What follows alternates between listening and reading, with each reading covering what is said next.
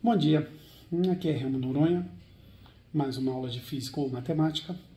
Hoje eu decidi fazer esse videozinho rápido para poder explicar para vocês como é que nasceu e por que a gente está fazendo o playlist de lógica. Bem, talvez vocês não saibam, mas esse canal começou com a ideia de fazer preparação para o vestibular, em especial o UERJ e Enem.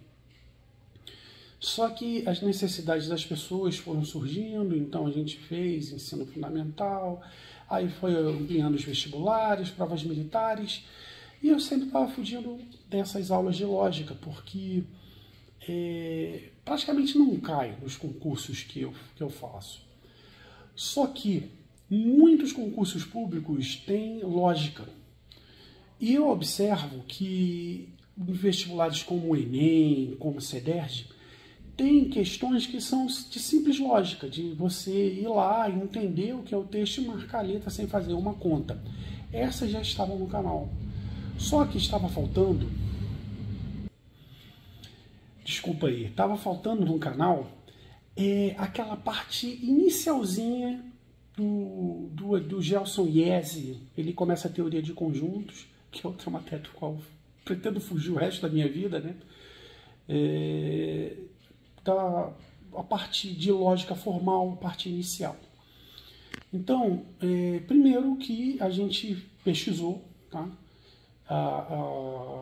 E decidimos tirar como base o trabalho do professor do Gelson Iese, né?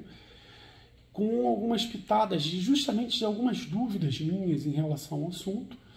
Assisti a aula de outros professores também, para poder consolidar algumas ideias, uma dificuldade que ocorre na transposição da linguagem da lógica formal para a língua portuguesa. Porque certas frases de lógica, paradoxalmente, parecem bem ilógicas, em especial quando a gente trabalha com negação.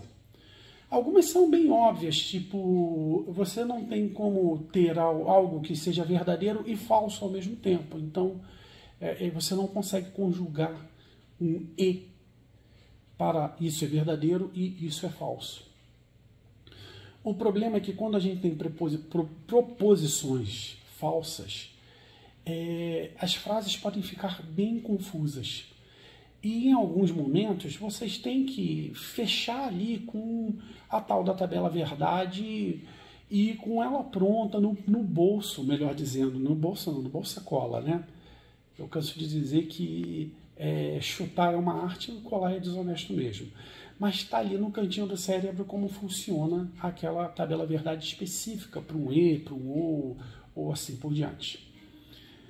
Então a gente construiu isso lá, tendo como base o trabalho do livro de Gelson Iese e algumas pesquisas um pouco separadas e algumas pitadas de alguns inconformismos meus que ocorrem justamente na transição entre a linguagem de lógica formal e a linguagem da língua portuguesa, que torna algumas frases totalmente esdrúxulas.